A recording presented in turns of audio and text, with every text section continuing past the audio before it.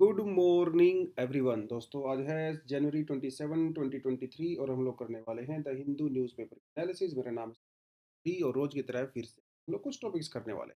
आज अच्छे टॉपिक रहने वाले हैं, इंटरेस्टिंग टॉपिक रहेंगे। तो देखिए कौन कौन से टॉपिक के बारे में बात करेंगे। पहला तो रहेगा रिपब्लिक डे के बारे में। कल रिपब्लिक डे था तो सभी को रिपब्लिक डे की रिलेटेड बधाई, क्योंकि कल में हम लोग नहीं कर पाए थे एनालिसिस, तो आज आपको बधाई दे रहा हूँ। और थोड़ा रिपब्लिक डे के बारे में बात करेंगे, कल क्या हुआ क्या नहीं हुआ।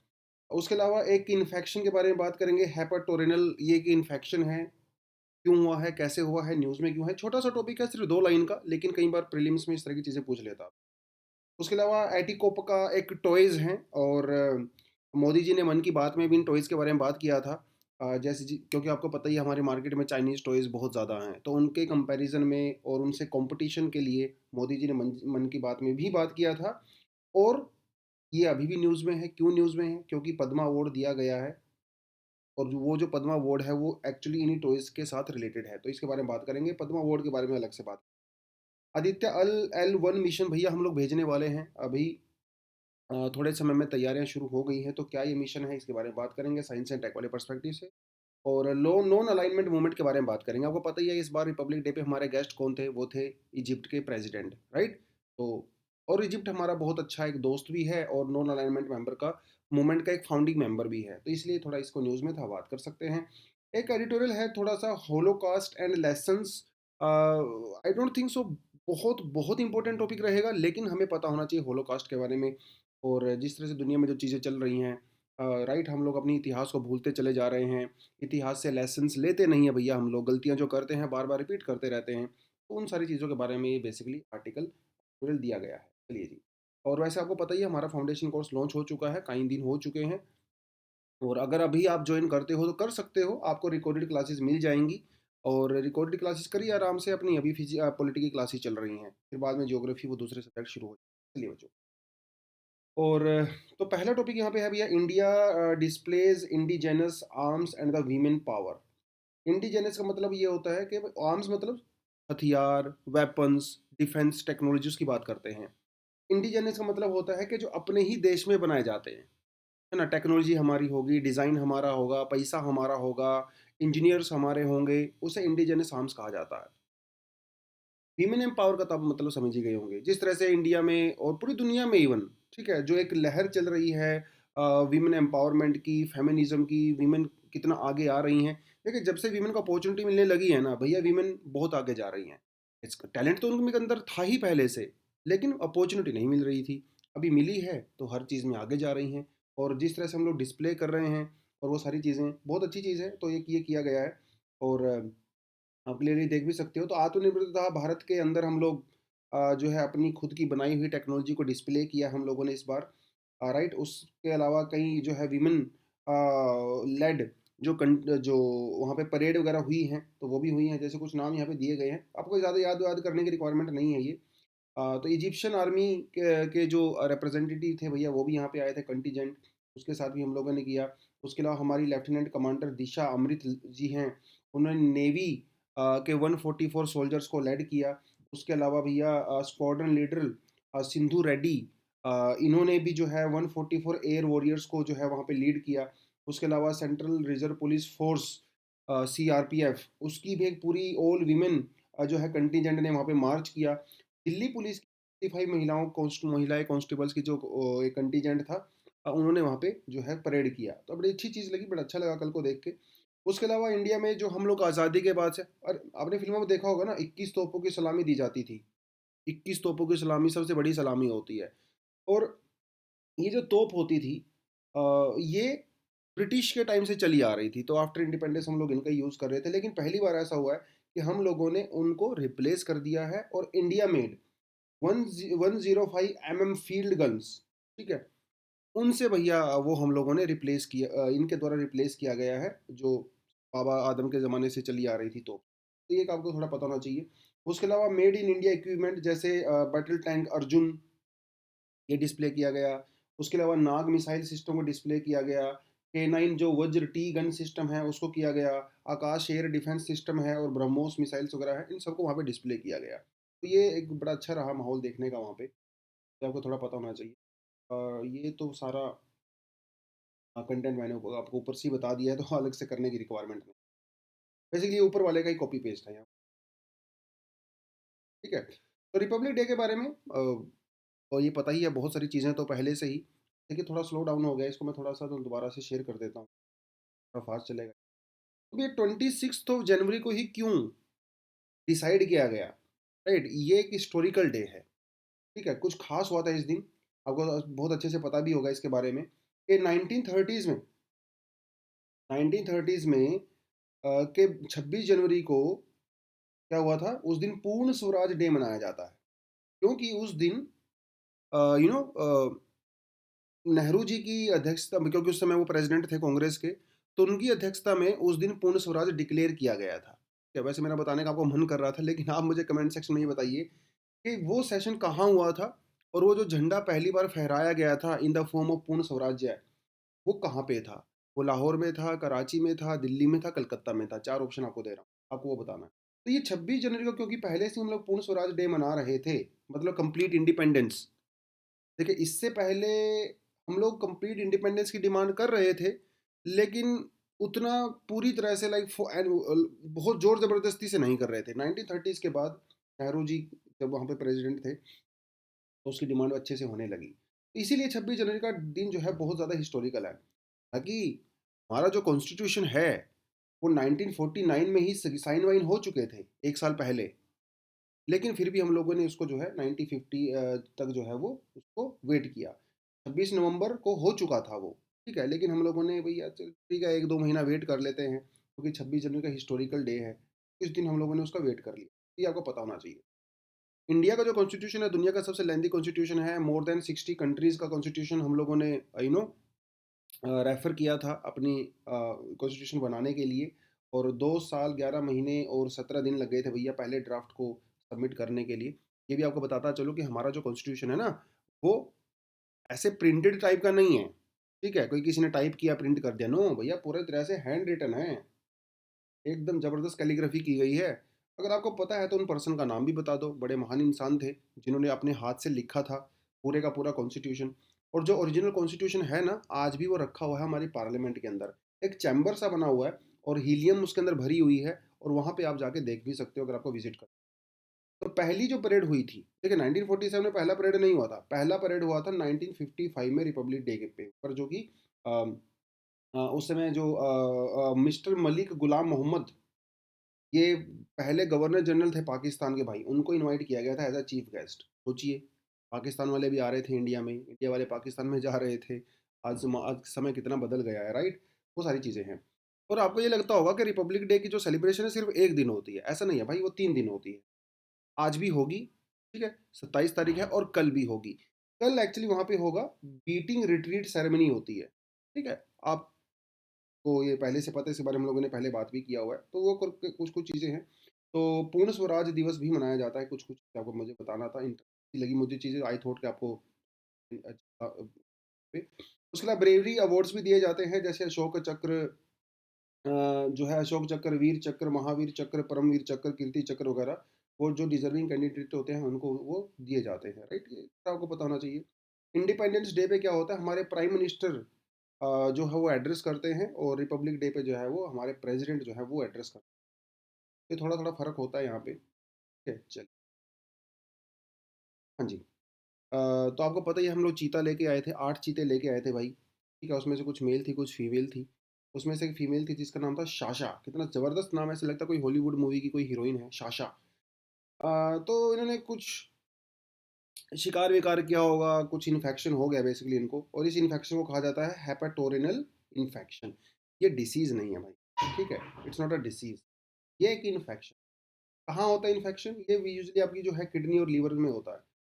होता है ना कई बार, मम्मी मेरा पेट खराब हो गया है, अरे बेटा तूने बाहर कुछ उलट-पुलट खा लिया होगा, है ना? दोस्तों के साथ कुछ ना कुछ खा लिया होगा। तो ऐसा ही हुआ होगा, ये भी बाहर गई होंगी शिकार-विकार करने के लिए, कुछ ना कुछ खा लिया होगा इन्होंने, तो वो थोड़ा किडनी लीवर इन्फेक्शन हो गया है, उसको आइडेंटिफ़ाई कर लिया गया है, और बहुत सारे डॉक्टर-वॉक्टर पहुँच गए हैं भैया वहाँ पे।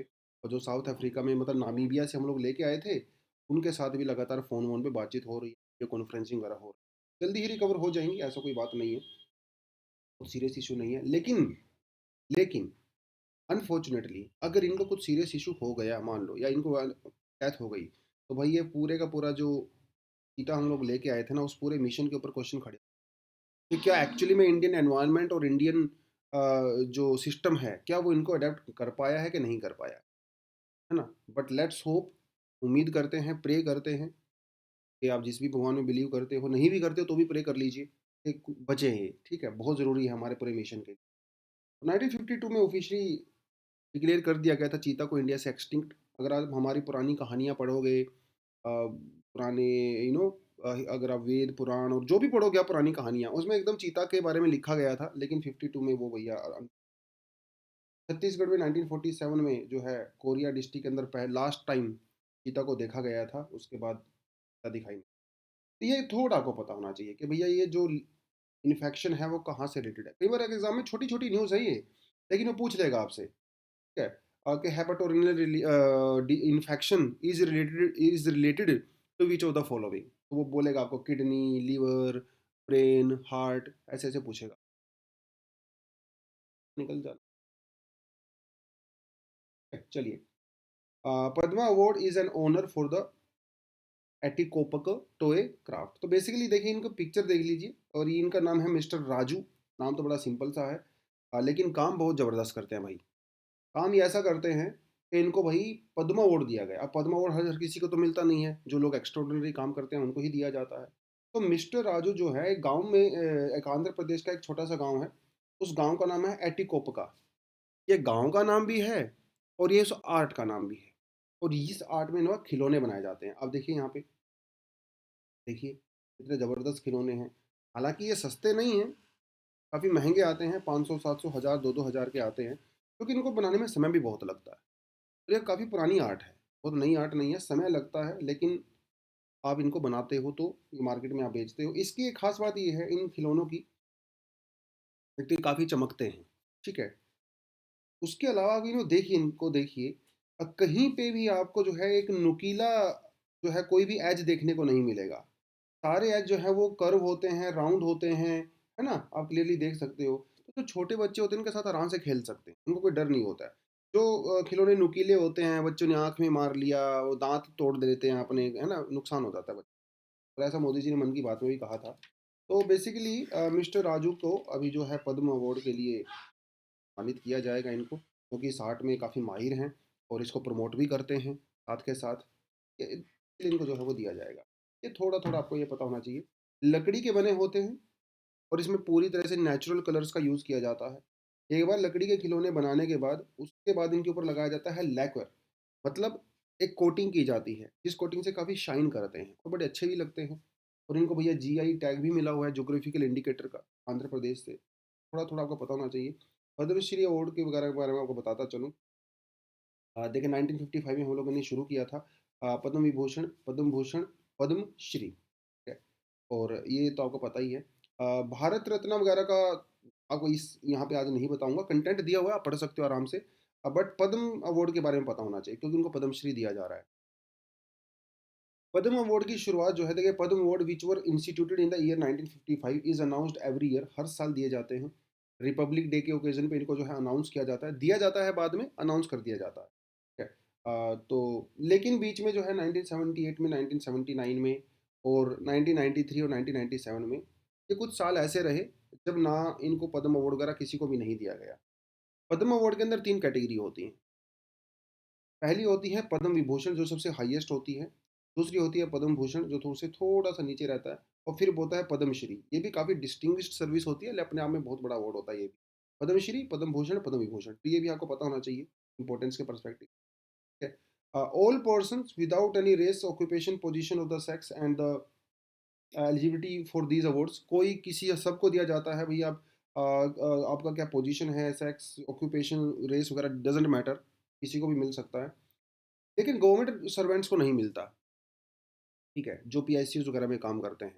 हालांकि डॉक्टर्स वगैरह को मिल सकता है, साइंटिस्ट लोगों को मिल सकता है, लेकिन यूजली गवर्नमेंट ऑफिशियल्स को ये जो है नहीं। मरणोपरांत नहीं मिलता, मतलब पोस्टमसली मरने के बाद किसी को नहीं मिलता, जो लोग जिंदा होते हैं उनको ही मिलता है। बट एक्सेप्शनल केसेस में पोस्टमसली भी दिया जा सकता है, ठीक है। यूजुअली क्या रहता है कि भई जो हमारे जो प्रेज़िडेंट होते हैं in the month of March और अप्रैल जो है ये अवार्ड दिए जाते हैं। इसमें एक सर्टिफ़िकेट होता है और एक मेडल होता है जो उनको दिया जाता है और नोटिस ऐसा कहता है कि 120 से ज़्यादा लोगों को ये नहीं दिया जा सकता 1 साल में। ठीक है? अभी तक दिया तो नहीं गया है बट लेट्स सी। कौन डिसाइड करता है? एक पद्म अवार्ड कमेटी बनाई जाती है और प्राइम मिनिस्टर जो कॉन्स्टिट्यूट करते हैं हर साल और इस ये कमेटी को जो है कैबिनेट सेक्रेटरी हेड करते हैं। ध्यान देना है एक-एक पॉइंट के ऊपर। ठीक है? उसके अलावा इसके अंदर होम सेक्रेटरी भी होते हैं और जो प्रेज़िडेंट के सेक्रेटरी होते हैं भैया वो भी होते हैं।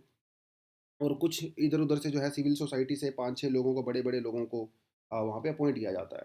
ये जो भी रिकमेंडेशन देते हैं वो प्रेज़िडेंट के साथ प्राइम मिनिस्टर के पास जाती हैं अप्रूवल के लिए। वो सारी चीज़ें यहाँ पे हो जाती हैं। ये थोड़ा-थोड़ा आपको पता होना चाहिए, ठीक है?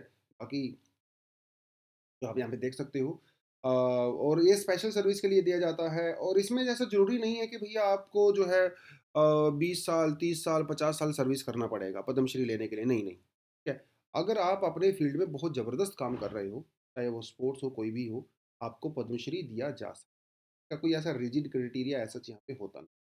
अगर को लगता है भैया डिज़र्व करता है तो उसको दिया जाता है। India's first mission to study the sun to begin in June July और भैया उसका नाम है आदित्य L1। ये इंडिया का पहला ऐसा मिशन होने वाला है जो कि सन हमारे सूर्य को स्टडी करने के लिए भेजा जाएगा। ठीक है? ये आपको थोड़ा पता होना चाहिए। देखिए अभी तक सिर्फ वो लोग क्या कर रहे थे, एक इंस्ट्रूमेंट है जिसका नाम है VELC, visible line emission coronagraph. ठीक है? इसकी डेवलपमेंट की वेट कर रहे थे। अभी ये बन के तैयार हो चुका है। इसकी टेस्टिंग वगैरह होगी अभी, टेस्टिंग चलेगी। अगर ये टेस्टिंग में पास हो गया तो भैया हम लोग आदित्य L1 मिशन को वहाँ पे भेज देंगे। ये L1 क्या है? देखिए L1 का मतलब होता है लैग्रेंजियन पॉइंट। लैग्रेंजियन पॉइंट क्या होता है? देखिए इधर से हमारा सन है, इधर से हमारी अर्थ है। ठीक है? सन का एक अपना ग्रेविटेशनल पुल होता है, अर्थ का एक अपना ग्रेविटेशनल पुल होता है। हालाँकि सन का ग्रेविटेशनल पुल बहुत स्ट्रॉन्ग होता है no doubt as compare to Earth. But हमारे स्पेस में बीच में एक पॉइंट ऐसा आता है जहाँ पे अर्थ का ग्रेविटेशनल पुल और सन का ग्रेविटेशनल पुल एक दूसरे को बैलेंस कर देता है। मतलब ना तो वो आपको इधर खींच पा रहा है ना वो जो है अर्थ उसको इधर खींच पा रही है। उसे जो है एक तरह से L1 पॉइंट बोलते हैं। तो यहाँ पे अपने को सेटल करना है जाके अपने सैटेलाइट को, अपने जो इंस्ट्रूमेंट है ऑब्जर्वेशन वगैरह करने के, इसे L1 पॉइंट बोलते हैं। ठीक है? और ये काफ़ी सेफ पॉइंट होता है। यहाँ से आप सन को एकदम बड़ा क्लोजली देख सकते हो और हाई रेजोल्यूशन फोटो वगैरह क्लिक कर सकते हो। एक पिक्चर बहुत कुछ बता देती है भाई। आपको एक पिक्चर देख के आप बहुत कुछ बता सकते हो। राइट। अगर आपको सही से अगर ऑब्जर्वेशन करना आता है, भाई पिक्चर देख के लोग किस्मत बता देते हैं लोगों की, माथा देख के लोग पास्ट फ्यूचर बता देते हैं। बहुत कुछ होता है पिक्चर के अंदर। तो हाई डेफिनेशन पिक्चर्स क्लिक करनी है बेसिकली हमें सन की वहाँ पे पहुँच के। फिर उसको जो है हमारे जो इसरो के अंदर बैठे हुए हैं बड़े-बड़े महारथी और बड़े-बड़े सुपर कंप्यूटर्स, वो उसको जाके ऑब्ज़र्व करते हैं। तो ये होता है पूरा मामला और सन पे भेजने वाले तो अपने आप में ही बड़ा एक्साइटमेंट सी हो रही है। मुझे तो पर्सनली पता नहीं क्यों कि सन की कुछ फ़ोटोज़ आएँगी बढ़िया सी। India and the Egypt reiterate support for the non alignment movement. तो मिस्टर सीसी आए हैं अभी, मोदी जी के साथ मिले, बातचीत है तो इन्होंने कहा कि इस नॉन अलाइनमेंट मूवमेंट को हम लोग फर्दर लेके जाएँगे। ठीक है, बात कही है। ये कुछ खास इम्पोर्टेंट हाँ, नॉन अलाइनमेंट मूवमेंट के बारे में कुछ-कुछ चीज़ें आपको डेफ़िनेटली पता होना चाहिए। देखिए नेहरू जी हैं और फाउंडिंग मेंबर रहे हैं भैया इंडिया। इसके अलावा देखिए यहाँ पे क्लियरली देख सकते हैं इस पिक्चर में कि ये जो डार्क ब्लू कलर जो है आपको नज़र आ रहा है, ये सारी की सारी जो कंट्री है वो नॉन अलाइन्ड कंट्रीज़ है। ठीक है? नॉन अलाइनमेंट का मतलब ये होता है कि भैया ना तो हम आपके ग्रुप में हैं, ना ही हम लोग इस ग्रुप में। हम लोग न्यूट्रल हैं।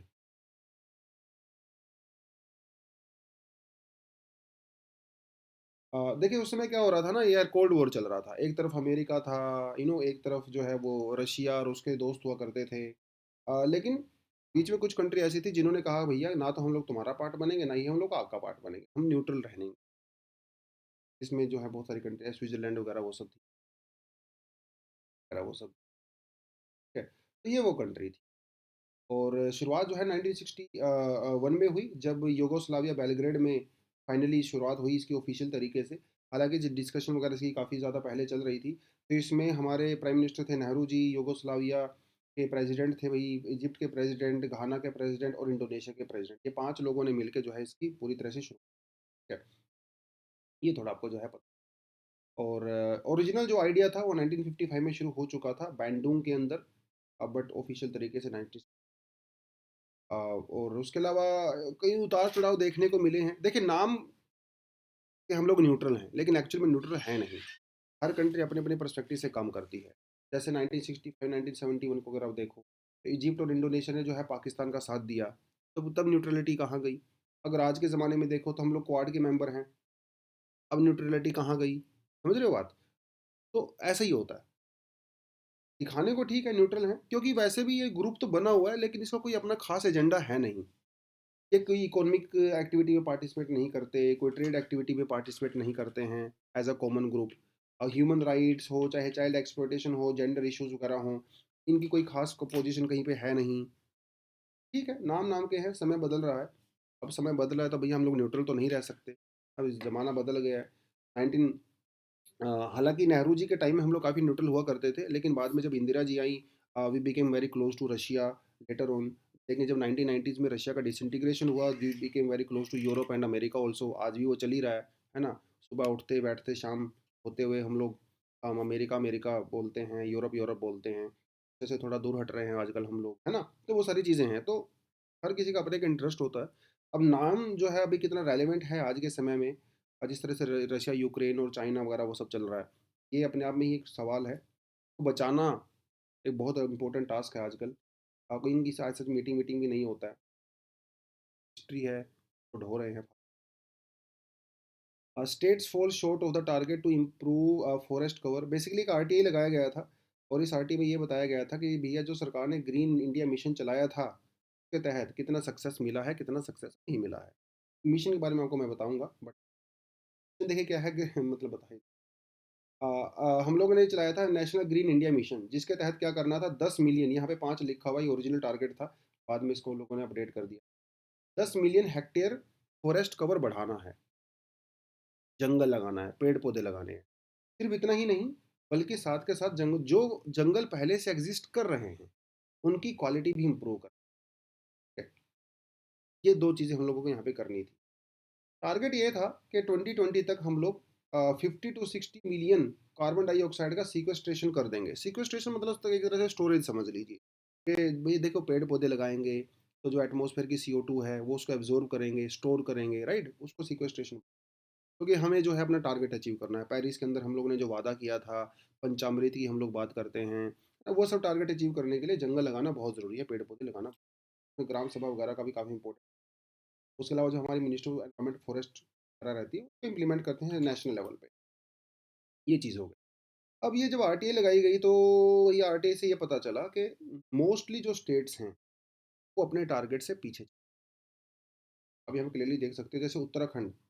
उत्तराखंड का टारगेट था लगभग 6,500 हेक्टेयर जंगल लगाना, लेकिन वो सिर्फ और सिर्फ 1505 ही कर। देखिए आप क्लियरली देख सकते हो ना, माइनस में है भाई। अपना टारगेट सबने मिस किया है, एक्सेप्ट पंजाब। पंजाब ने अपनी उम्मीद से बढ़िया काम किया है यहाँ, वो सारी चीज़। उसके अलावा अगर आपको थोड़ा बताते चलें यहाँ पे, जो स्टेट सबसे पीछे रहे वो तो उत्तराखंड, आंध्रा, मध्य वगैरह। लेकिन 17 स्टेट इंडिया में इस समय ऐसे हैं जहाँ पे, और यूनियन टेरिटरी ऐसी हैं जहाँ का जो फॉरेस्ट कवर है वो 33% के लगभग बैठता है। अगर आप पूरे इंडिया की बात करें, as per forest report, India का टोटल 24.62% जोग्राफिकल एरिया है वो अंडर फॉरेस्ट है। मतलब काफ़ी इम्प्रूव हुआ है। हालांकि यहाँ पे थोड़ी कंट्रोवर्सी ज़रूर है, बट फिलहाल सरकारी आंकड़ा तो यही कहता है, तो लोग सरकारी आंकड़े के हिसाब से चलेंगे। ठीक है, वो सारी बात है। अगर आप इंडिया में फॉरेस्ट कवर देखो एरिया वाइज, तो सबसे ज़्यादा कहाँ पे है? मध्य प्रदेश। उसके बाद अरुणाचल प्रदेश, छत्तीसगढ़, उड़ीसा और महाराष्ट्र। परसेंटेज वाइज अगर आप देखो, परसेंटेज वाइज सबसे ज़्यादा इंडिया में है मिजोरम में, उसके बाद अरुणाचल प्रदेश, मेघालय, मणिपुर और बस। हाँ, यहाँ टॉपिक से आपके लिए क्या है, आप जो है इंडिया की जो फॉरेस्ट रिपोर्ट है 2021 वाला, तो ज़रूर पढ़ें। ठीक है, इम्पोर्टेंट सी चीज़ें पढ़ लें। नेट पे सर्च करोगे तो उसकी समरी आपको मिल जाएगी। पढ़ लें थोड़ा सा, एग्जाम वगैरह में हम आता है, आपके प्रीलिम्स में भी और मेंस में भी। चलिए जी, एडिटोरियल पे बात करते हैं। एडिटोरियल कहता है भैया, a holocaust education for India to create a just present. Just का मतलब है जस्टिस। ठीक है, जस्टिस, जहाँ पे डिस्क्रिमिनेशन नहीं होता है, लॉ एंड ऑर्डर फॉलो होता है, सभी को बराबर अपॉर्चुनिटीज़ मिलती हैं। जस्ट सो जस्ट से फिर बाद में जस्टिस वर्ड बनता है। होलोकॉस्ट क्या है आपको बताऊँगा। हालाँकि अगर आप यहाँ पे इंडिया की बजाय वर्ल्ड भी लिखते तो भी ये जो टाइटल है उस तरह ही रेलेवेंट होता। भाई एक आदमी हुआ करता था एडोल्फ हिटलर, ठीक है? और बहुत ही सैडिस्ट भी था और पागल था और बहुत बड़ा मर्डरर था। हिस्ट्री में आपने बहुत सारी फ़िल्में देखी होंगी, डॉक्यूमेंट्रीज़ देखी होंगी, किताबें पढ़ी होंगी।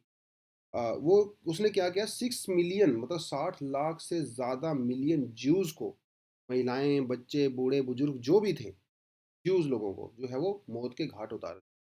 बहुत सारे लोगों को तो जो है ज़हरीली गैस के चैम्बर में बंद करके मार दिया जाता था, ठीक है? और ये जर्मनी में काफ़ी समय से चल रहा था। ये एक्चुअली जर्मनी में 37-38 से शुरू हो गया था। फिर पूरा वर्ल्ड वॉर के दौरान हुआ और दुनिया को तो बाद में पता चला 1942 1943 के लगभग पता चला। 2 3-4 साल तो वो कंटिन्यूअस होता रहा। अ, उस बहुत सारी बुक्स भी लिखी गई। फिर बाद में जो लोग वो सब कर रहे थे, उनको सज़ाएँ मिल रही हैं। मिली सबको, वो सारी चीज़ें हुई। ठीक है? It's well documented thing. ऐसा नहीं है कि कहानियाँ नहीं है, वेल डॉक्यूमेंटेड है। तो 6 मिलियन से ज़्यादा लोगों को मौत के घाट उतार दिया गया, उस होलोकॉस्ट को। और हम इसको क्यों पढ़ रहे हैं आज? ये इसीलिए आया है क्योंकि इंटरनेशनल होलोकॉस्ट रिमेम्बरेंस डे वो 27 जनवरी को मनाया जाता है। इसलिए इसके बारे में बात करना। तो the need to counter the disruptive behaviour, violence and hatred, नफरत और हिंसा are learned behaviour. Learned behaviour का मतलब क्या है कि भाई ये जो बिहेवियर होते हैं वो कोई अपनी माँ के पेट से लेके नहीं आता है। आप बाहर समाज में रह के सीखते हो वायलेंट होना और नफरत पैदा करना, ठीक है? तो जैसा समाज होगा वैसे ही आपका बिहेवियर भी हो जाता है। इसलिए समाज को जो है एक सही दिशा में लेके जाना ज़रूरी है, एज पर दिस लाइन और एज पर दिस एडिटोरियल, ठीक है? That disrupt the core humanitarian principle of peaceful coexistence and acceptance of difference. हमारा जो कोर बिहेवियर होता है इंसानों का वो क्या रहता है? भैया शांति से रहना है। कौन चाहता है कि भाई नफ़रत करें, लड़ाई झगड़ा करें, लड़े? कोई नहीं चाहता। इंसानी तौर पे दिल से तो हम लोग नहीं चाहते हैं। दिल से तो हम लोग यही चाहते हैं कि भई सबको एक्सेप्ट करें। लेकिन कुछ लोग ऐसे होते हैं जो समाज में इस तरह की चीज़ें फैलाते हैं, नफ़रत फैलाते हैं, वायलेंस हैं और अल्टीमेटली अनफॉर्चुनेटली हम भी उसका शिकार होते हैं। तो इन्होंने ये कहा। दूसरा इन्होंने ये कहा है कि भाई देखिए, जो पावर रिलेटेड पर्पज़ होता है, जैसे पॉलिटिशियंस लोग कुछ भी बयानबाज़ी फालतू की कर देते हैं, हम लोग बाद में उस पे झगड़ने लगते हैं, वो हमारा फ़ायदा उठाते हैं। है ना? हमारी एंग्ज़ायटीज़ का फ़ायदा उठाते हैं, हमारे गुस्से का फ़ायदा उठाते हैं, है ना? समाज में कितनी अनएम्प्लॉयमेंट है, राइट? लोग झगड़ रहे हैं धर्म के नाम पे। और ये जो पावर हंग्री जो लोग हैं अपने पर्पज़ के लिए वो जो है वो सब लड़ाते रहते हैं। या ऐसी तो चीज़ों की शुरुआत होती है, ऐसे ही चीज़ों की शुरुआत होती है। जिस तरह से आजकल सोशल मीडिया वगैरह वो सब है, डिवीज़न वगैरह सोसाइटी में बढ़ती। Unfortunately the world is still struggling with inequality, intolerance and injustice in many places. हालाँकि सेकंड वर्ल्ड वॉर के कंपैरिज़न में देखें, तो समाज में बहुत ज़्यादा पीस है, उसके उसके हिसाब से देखें तो। समय तो हालत बहुत ही ख़राब हुआ करती थी, first world war, second world war, उससे भी पहले। बट फिर भी कहीं न कहीं समाज में आज भी जो है नफ़रत फैल रही है, इनइक्वालिटी फैल रही है, इनजस्टिस, राइट? और हमारा जो इकोनॉमिक, कल्चर, रिलीजियस वैल्यूज़ हैं, कहीं न कहीं उनके ऊपर भी अटैक हो रहा है, राइट? कहीं-कहीं दुनिया में तो ख़राब नहीं है, बहुत अच्छी-अच्छी जगह भी है दुनिया में। वो सारी-सारी चीज़ें हैं। तो ये जो ज्यूज़ के ऊपर अटैक हुआ था, एंटीसेमेटिक इंसिडेंट्स हुए थे, उनका हरासमेंट हुआ, वो सारी चीज़ें हुई अ, उस समय पे, आज भी कहीं न कहीं आपको देखने को मिलती है। अगर आप पाकिस्तान में जाओगे तो वहाँ पे ज्यूज़ के खिलाफ हेट स्पीच वगैरह वो सब होती है। कई सारी कंट्री हैं ऐसी जो ज्यूज़ के अगेंस्ट में। तो ये खाली बात यहाँ पे ज्यूज़ की भी नहीं है, ठीक है? बहुत सारी कम्युनिटीज़ ऐसी हैं जिनके साथ डिस्क्रिमिनेशन होता है पूरी दुनिया भर में अलग-अलग रीज़न्स की वजह से, ठीक है? और जिस तरह से सोशल मीडिया और वो सब चीज़ें फैल रही हैं, एक माहौल थोड़ा ठीक नहीं बन रहा है। तो इसलिए हमें इतिहास से लेसन्स लेने की ज़रूरत है, ऐसे इन्होंने कहा है। होलोकॉस्ट या शोआ, अरे भाई, क्या होलोकॉस्ट को जो है शोआ भी कहा जाता है, में इतने सारे लोग मर गए थे, ठीक है? तो उससे लेसन लेने की ज़रूरत है, विजिलेंट होने की ज़रूरत है। जो लोग डिह्यूमनाइजेशन कर रहे हैं, डिस्क्रिमिनेशन कर रहे हैं, हमें उनके ऊपर ध्यान रखना पड़ेगा। ऐसा नहीं है कि हाँ भैया आप करते रहिए, हम तो चुपचाप बैठे रहेंगे, नहीं, ध्यान रखने की रिक्वायरमेंट है। उनको काउंटर करने की ज़रूरत है। कुछ लोग इतिहास को मिटाना चाहते हैं। कुछ लोग कहते रहे इतिहास में हुआ ही नहीं। बहुत लोगों का ये भी आर्गुमेंट होता है। Instead of erasing the past, we must educate people to ensure that there is no residue of this deep rooted history of the discrimination. जैसे आप बहुत सारी यूरोपियन कंट्री में अगर आप जाओगे, इवन खुद जर्मनी में भी कई जगह पे ऐसी हैं जहाँ पे होलोकॉस्ट वाले चैप्टर जो है कॉलेज वॉलेज और स्कूल से निकाल दिए गए। ब्रिटेन के अंदर भी कई बार जगह पे ऐसा हुआ।